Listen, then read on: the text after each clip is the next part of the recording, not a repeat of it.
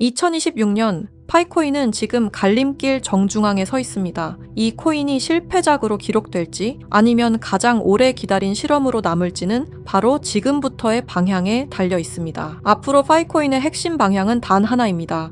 가격이 아니라 사용처입니다. 파이코인은 이미 채굴 단계를 넘어섰습니다. 이제 남은 과제는 명확합니다. 사람들이 실제로 쓰는가? 그리고 그 쓰임이 확장되는가입니다. 첫 번째 방향은 생활 결제 영역입니다. 소액 결제, P2P 송금, 특히 은행 인프라가 부족한 국가에서 파이코인의 존재 이유는 점점 또렷해지고 있습니다. 두 번째는 폐쇄형 생태계에서 개방형 생태계로의 전환입니다. 그동안 파이코인은 안전을 이유로 스스로를 꽤 강하게 묶어두었습니다. 하지만 2026년부터는 외부 서비스, 외부 자본과의 연결이 본격적으로 시험대에 오르게 됩니다. 이 외부 시장에 대한 영역 싸움이 바로 파이코인 생태계의 중요한 갈림길이라 볼 수 있겠습니다. 세 번째는 시장 신뢰 회복입니다. 대형 거래소 상장 여부보다 중요한 건 이 코인이 사라지지 않는다는 확신입니다. 그 확신이 생기는 순간 가격은 언제나 나중에 따라옵니다. 2026년의 파이코인은 당장 폭등을 약속하지 않습니다. 대신 사라지지 않을 이유를 하나씩 증명해가는 단계에 들어섰습니다. 그리고 지금 제가 여러분께 보여드릴 내용은 단순한 기대나 희망이 아닙니다. 파이코인의 본격적인 상승을 바라볼 수밖에 없는 이유,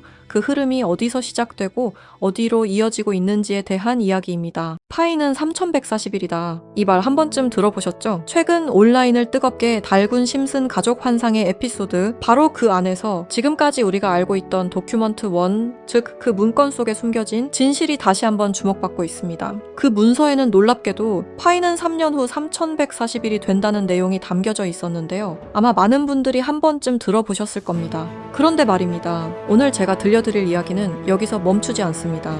지금부터는 아직 공개되지 않았던 도큐먼트 2페이지와 3페이지, 즉 비밀리에 감춰있던 그 문건의 내용을 함께 보실 텐데요. 그 안에는 단순한 숫자를 넘어 파이의 미래와 3년 후 상장될 거래소의 이름까지 상세하게 기록되어 있었습니다. 과연 이 모든 게 우연일까요? 아니면 철저히 계획된 예언일까요? 그럼 거두절미하고 영상 지금 바로 시작하겠습니다. 1990년부터 지금까지 미국 애니메이션의 전설 심슨 가족, 웃음을 주던 이 노란 가족이 수많은 예언을 적중시키고 현재는 예언 만화라고 불리고 있는데요. 이미 대중들에게는 신기하면서도 한편으로는 사기꾼들의 허황된 소리다, 그저 운이 좋아서 맞췄다라며 비판 아닌 비판을 이어가고 있는데요. 하지만 이미 300개가 넘는 예언을 맞춘 심슨 가족은 단순히 운을 넘어서 경이로운 수준의 예언 능력을 보여주고 있습니다. 보신 적은 없으시더라도 심슨의 캐릭터라면 누구나 알고 계실 거라 생각하는데요. 단순한 만화를 넘어 각종 정치, 환경, 사회 풍자 등등 해학과 풍자를 표현하면서 아이들의 성장 교육뿐만 아니라 다 큰 성인들에게까지 큰 교훈으로 영향을 미치고 있는데요. 오늘 들려드릴 이야기는 그동안 누구도 알려주지 않았던 환상의 에피소드에 관한 내용입니다. 파이코인을 채굴하던 분이라면 깜짝 놀랄 만한 소식이고, 파이코인을 채굴하지 않으셨다면 이제는 시작해야 할 때라고 느끼실 겁니다. 심슨 가족의 예언은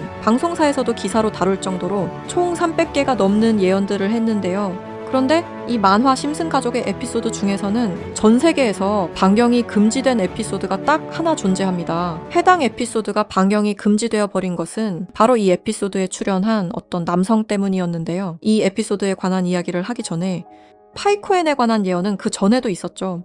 현재 앞에 보이는 이 포스터에는 파이코인의 떡상을 예언하고 있는데요. 2012년 파이코인이 탄생하기 전에 출시된 에피소드, 모두가 아는 유명한 장면이 발견되었습니다. 2개의 포스터와 아틀라스 동상, 그리고 하늘을 뚫고 상승하고 있는 그래프와 선물이라는 문구까지 하나하나 전부 면밀히 살펴보도록 하겠습니다. 2가지 포스터 중 한 가지는 파이오니어에게는 굉장히 유명한 I love 파이와 다른 하나는 태극권을 연상케 하는 그림입니다. 태극권은 동양의 상징으로 자주 쓰이고 있으며 실제로 파이코인은 베트남과 중국을 선두로 아시아 전역에 큰 변화를 개척하고 있습니다. 그리고 그 옆에는 지구를 업고 있는 아틀라스 동상이 있으며 정확히 이 동상은 록펠러 센터 건물에 있는 랜드마크 격인 동상으로 자리매김하고 있습니다. 결국 파이코인의 벤처 캐피탈은 세계적인 변화의 주역, 록펠러 가문으로 드러났는데요. 록펠러 가문은 거대한 부를 가지고 세계 금융시장을 실제로 쥐락펴락할 정도로 막강한 세력인데요. 이 가문에서 실제로 파이코인을 지지한다는 입장을 발표하며 파이코인에 대한 음모론이 기정사실화가 되기도 했죠. 마지막으로 기프트는 선물이라는 뜻으로 심슨 가족이 우리에게 주는 선물이라고 해석이 되고 있습니다. 그리고 하늘을 뚫고 상승하는 그래프까지 직관적으로 파이코인의 엄청난 잠재력을 내포하고 있는 것으로 보이고 있죠. 영상이 이렇게 끝나면 다른 파이코인 영상과 다를 게 없어 보이죠? 이제부터는 제가 유튜브 영상 어디에도 없는 파이코인에 관한 심슨의 추가적인 예언까지 한번 알아보도록 하겠습니다. 극소수만이 아는 심슨 가족의 에피소드 중에는 전 세계에서 방영이 금지되어 버린 이른바 환상의 에피소드로 남은 작품이 존재합니다. 바로 세 번째 시즌 첫 에피소드인데요. 해당 에피소드의 제목은 스타크 레이빙 데드입니다. 해당 영상이 한국에서 방영할 당시 MBC에서는 정신병동, 그리고 EBS에서는 리사의 쓸쓸한 생일이라는 제목으로 각각 방영되기도 했던 에피소드입니다. 그렇다면 이 에피소드는 대체 왜 방영이 금지되었던 걸까요? 간략하게 이 에피소드의 줄거리에 대해 말해보자면 호머 심슨이 어느 날 정신병원에 입원하게 됐고 그곳에서 자신을 가수로 착각하고 있는 환자 레온 컴퍼스키라는 남성을 만나게 됩니다. 그와 같이 다니며 둘의 사이는 더욱 더 돈독해지고 그는 틈이 날 때마다 주인공인 호머 심슨에게 파이는 3.14가 아닌 3년 뒤에는 3.14일로 정의될 것이라며 수차례 반복하며 말하는 장면이 포함되어 있습니다. 이러한 말에 호머 심슨은 세뇌되며 그의 문장을 지속적으로 말하고 다니는데요. 추후 정신병원에서 퇴원한 레온 컴퍼스키를 자신의 집까지 데려오게 되는데 하지만 이 에피소드는 바로 이 레온 컴퍼스키라는 남자 때문에 반경이 금지되었습니다. 이 레온 컴퍼스키 캐릭터는 자신이 가수라고 말하고 다니며 실제로 노래를 불렀는데요. 바로 이 노래를 부른 인물이 마이클 잭슨이라는 점 때문이었습니다. 실제로 그는 에피소드에서 자신을 마이클 잭슨이라고 말하고 다니며 노래를 부르고 춤을 추기도 합니다. 여기서 문제는 그가 에피소드에 등장하는 동안 실제로 마이클 잭슨과 너무 똑같은 목소리를 냈다는 겁니다. 그의 노래를 한번 들어보도록 하겠습니다. Billie Jean is not my lover. She took the girl who says that I am the one. 여러분 잘 들으셨나요? 여러분들은 어떨지 모르겠지만 적어도 제가 듣기로는 실제로 마이클 잭슨이 부른 것 같은 느낌을 받았는데요. 똑같은 목소리와 창법을 흉내내며 호머 심슨에게는 파이는 3.14일이라며 에피소드 내에 틈틈이 계속해서 언급했습니다. 하지만 당시 세계적인 팝의 황제 마이클 잭슨이 참여했다는 이유로 이 3.14일이라는 숫자는 세상에 묻히게 됩니다. 몇 년 후에 심슨의 총 제작을 맡고 있는 맷 그로닝마저도 레온 컴퍼스키는 마이클 잭슨이 맞다고 하였는데요. 사실 마이클 잭슨은 이 사실을 상당히 숨기고 싶어 했고 심슨 가족의 제작진들과 성우들 밖에 모르고 있었지만 본인이 직접 불렀다는 사실이 밝혀지면서 마이클 잭슨의 팬과 심슨 가족의 팬 모두에게 충격을 주기도 했습니다. 마이클 잭슨이 사망한 이후에 그가 추악한 범죄를 저질렀다는 내용의 다큐멘터리가 출시되기도 했었는데 피해자들의 증언이 많이 모순된 점을 비롯해서 많은 비판마저 공존했지만 해당 다큐멘터리의 여파가 워낙 컸던지라 심슨 가족의 제작진들과 그리고 판권을 구입한 디즈니 측에서 OTP 서비스인 디즈니 플러스 방송을 금지시키고 더 나아가 이후 발행되는 모든 DVD 등 매체에서도 해당 에피소드를 배제하며 현재까지도 이 에피소드는 전 세계 디즈니 플러스에서 완전히 그 흔적을 찾아볼 수 없게 되었습니다. 하지만 이 에피소드는 단순히 마이클 잭슨에게만 집중해서는 안 된다는 거죠. 바로 에피소드 내에서 틈틈이 언급되었던 파이는 3140일이라고 말하는 장면에 집중해야 한다는 겁니다. 그 중에서 바트 심슨이 발견한 라이언 컴퍼스키의 책에서는 이러한 내용이 있었는데요. 만약 당신이 3년 동안 기다린다면 1파이당 가격은 3141달러가 될 것이다. 이렇게 적혀 있었습니다. 또 하나 충격적인 예언은 2022년 HTX 거래소가 파이코인을 도둑 상장한 것 또한 예언되어 있었으며 그리고 그곳에는 가짜 이렇게 적혀 있었습니다. 다음 내용은 더욱더 충격적인데요.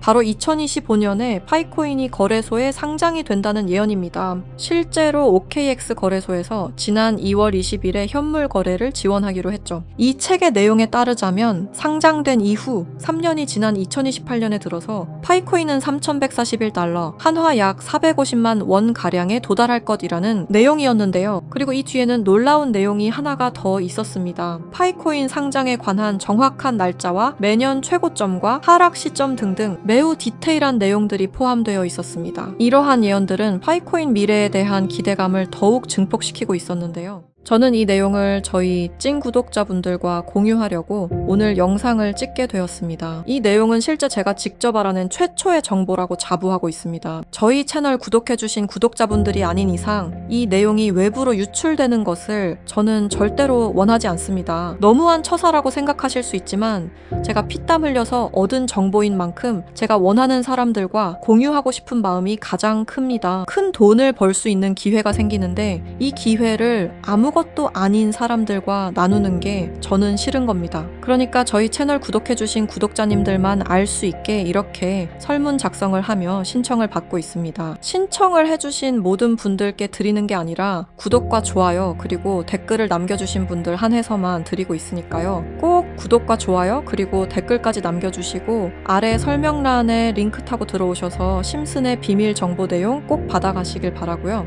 제출 버튼까지 눌러주셔야 저희가 확인이 가능하니까 제출 버튼까지 꼭 눌러주시기 바랍니다. 만약 진짜로 3년 뒤에 이 거래소에 상장이 되고 누구보다 빠르게 먼저 이 정보를 알고 있다면 7조 원을 벌어들였던 시바이누 부자처럼 우리도 부자가 될 수 있는 길을 알게 되는 거라 생각하는데요. 진짜 부자가 되고 싶으신 분들, 더 이상 돈 때문에 구질구질하게 살기 싫으신 분들 이 기회 놓치지 마시길 바랍니다. 오늘 영상은 여러분들에게 희망찬 영상이 되었으면 좋겠다는 마음으로 알차고 꼼꼼하게 구성했으니까요. 다음 영상도 많이 시청해 주셨으면 좋겠습니다. 시청해 주셔서 감사합니다.